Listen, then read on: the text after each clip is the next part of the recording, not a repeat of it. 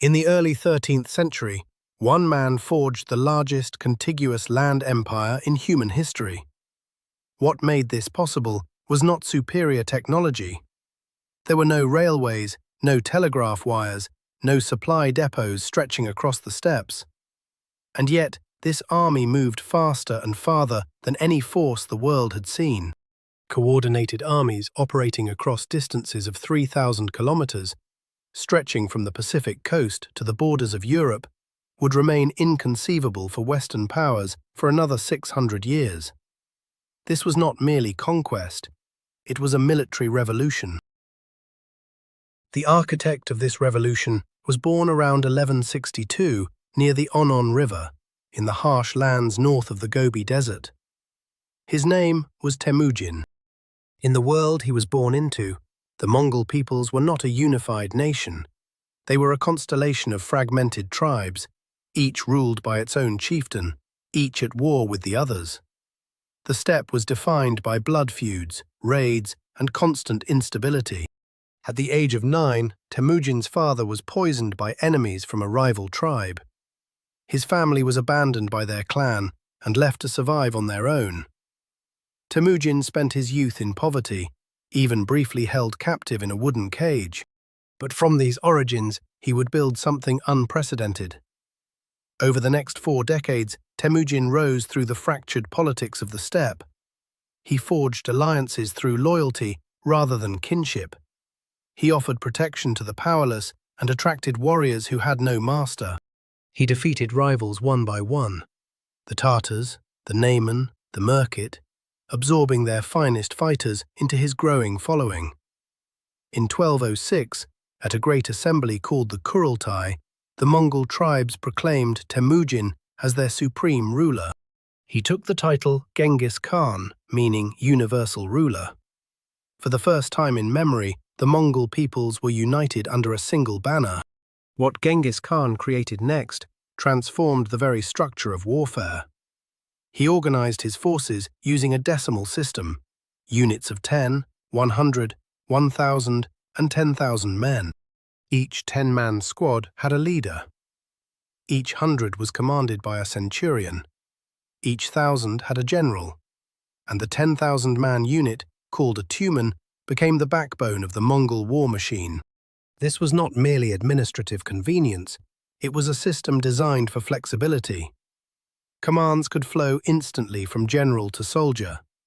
Units could subdivide and recombine on the battlefield with precision. But numbers alone did not create the Mongol war machine. Its true weapon was mobility. A Mongol warrior rode with 3 to 5 horses. They could switch mounts without slowing, keeping every horse fresh for battle or travel. This allowed Mongol armies to cover distances of up to 120 kilometers per day. Contemporary European armies, by contrast, advanced at a pace of 20 to 30 kilometers daily, burdened by supply wagons, infantry, and the logistics of static warfare. The result was an army that could appear anywhere, vanish before a response could be organized, and reappear at a point of weakness. Speed had become a weapon. Their primary arm was the composite bow, a masterwork of laminating wood, horn, and sinew under pressure. This weapon could be fired from horseback with lethal accuracy, striking targets at 300 meters. Mongol archers practiced from childhood, developing a technique known as the Parthian shot, loosing arrows while in full retreat, turning briefly in the saddle to face the enemy. In 1211, this machine turned its attention beyond the steppe. To govern an empire stretching from the Pacific to the borders of Europe, raw military power was insufficient. Genghis Khan required something far more elusive: information. What he constructed was the Yam, the most sophisticated communication system the medieval world had ever witnessed. Relay stations were established at intervals of 40 to 60 kilometers across the entire Mongol domain. At each station, fresh horses and riders stood ready around the clock. Messages traveled not by a single courier covering vast distances, but through a chain of riders, each handing off the dispatch at the next station. Imperial messengers could cover up to 300 kilometers in a single day. a speed that would not be surpassed anywhere on Earth until the introduction of the electric telegraph in the 19th century. The strategic implications were profound. Intelligence that once required weeks to reach a commander could now arrive within days. Orders dispatched from Karakorum could reach the front lines of Poland or Persia within weeks. The Mongols had transformed distance into a manageable variable rather than an absolute constraint. Their empire did not merely span continents, it remained coherent across them, held together by hoofbeats and disciplined relay riders. If any single figure embodied the Mongol art of war, it was Subutai. Born into obscurity around 1175, he rose to become perhaps the greatest operational commander in pre-modern history, a strategist whose coordinated campaigns would not be equaled in sophistication until the 20th century. Subutai's genius lay not in individual battles, but in the orchestration of armies across continental distances.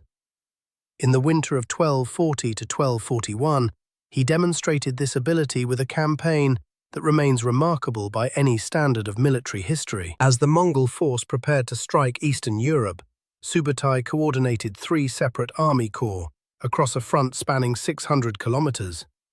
Each corps advanced on a different axis through different terrain towards separate objectives. The twin victories at Legnica and Mohi occurred not merely on the same day, but within hours of each other.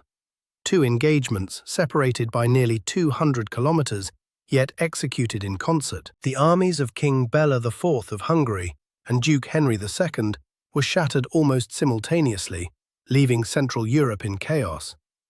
No European commander of that era possessed the logistical capability to replicate such coordination. Subutai had achieved what modern military theorists would later call centralized command with decentralized execution, an achievement that required not only superior logistics, but a shared doctrine so deeply internalized by subordinate commanders. When word arrived that a second Mongol force had struck at nearly the same moment 200 kilometers away, many observers simply did not believe it.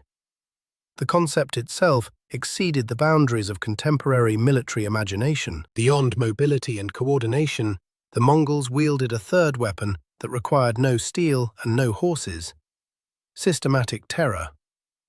This was not random cruelty, but a calculated doctrine, a method of warfare designed to conserve resources while maximizing strategic effect. Before every siege, the Mongols dispatched envoys bearing terms of surrender. These offers were precise and explicit. Submit, and the city would be spared. Its merchants would trade, its craftsmen would work. Resist, and the consequences would be absolute, but the doctrine extended beyond the defeated city. Survivors, often a deliberate handful permitted to escape, were released and sent to neighboring cities carrying word of what had befallen their homeland. They bore accounts of massacre, of heads stacked in towers, of populations slaughtered to the last infant. These reports preceded the Mongol army by days or weeks, sometimes arriving before any force had appeared on the horizon. The strategic calculus was straightforward.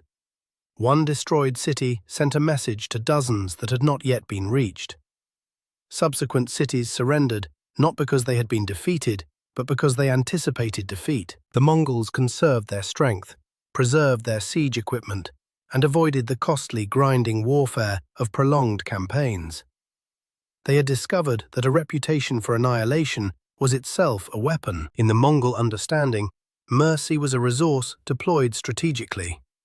Terror was simply its most efficient form. In the autumn of 1241, the Mongol war machine stood at the gates of Vienna. The flower of European knighthood had been shattered at Legnica. Hungary lay conquered. Nothing stood between Subutai's armies and the heart of Christendom. And then, without warning, they turned back. The Mongol invasion of Europe did not end because it was defeated. It ended because Ögedei Khan, the great Khan governing the empire from Karakorum, died in December 1241. In accordance with Mongol custom, all princes and generals were required to return to the Kurultai assembly to elect a new ruler. Subutai, the empire's greatest general, had no choice but to withdraw. But the death of one man does not fully explain the halt. The Mongols had faced greater distances before. The winter of 1241 proved unusually mild. European rivers did not freeze solid as they typically did. The Mongol cavalry, built for the open steppe, struggled with the heavy mud that replaced hard frozen ground. Supply lines stretched thin across unfamiliar, heavily forested terrain. Some historians argue that Europe was fortunate. Others suggest the Mongols had already achieved their strategic objective, demonstrating overwhelming force and extracting tribute from fractured kingdoms. But one thing is clear. Europe survived not because it was militarily superior, but because of timing, weather, and the internal politics of an empire that stretched from Korea to the Rhine. What the Mongols left behind was as consequential as what they destroyed. During the century of their dominance, a traveler could journey from the Pacific coast of China to Venice under a single system of law and protection. This was the Pax Mongolica, the Mongol peace. The Silk Road, long fragmented by warring states and banditry, was pacified and unified. The most famous beneficiary of this network was a young Venetian merchant named Marco Polo, who traveled to the court of Kublai Khan in the 1270s and returned with tales that would reshape European imagination. Merchants, missionaries, and diplomats moved freely along these routes, carrying not only goods but ideas, technologies, and diseases. Papermaking, gunpowder, and the compass traveled west. Mathematics and astronomical observations moved in both directions. And in the deadliest exchange of all, the Black Death, the bubonic plague, spread along these same trade routes from Central Asia to Europe between 1347 and 1353, killing an estimated 1/3 of Europe's population. The Mongol legacy is not simply one of destruction. It is a story of connection on a scale the medieval world had never known. Perhaps the most enduring lesson is not about conquest itself, but about adaptability. The Mongols succeeded because they learned. They absorbed the best technologies of every civilization they encountered. Chinese siege engineers, Persian administrators, Muslim craftsmen. They adapted their tactics to every terrain, every enemy, every climate. Their empire was not built on strength alone. It was built on the willingness to change. The empire they built did not outlast the century, but the world they made endured. It is not the strongest who win, it is the most adaptable.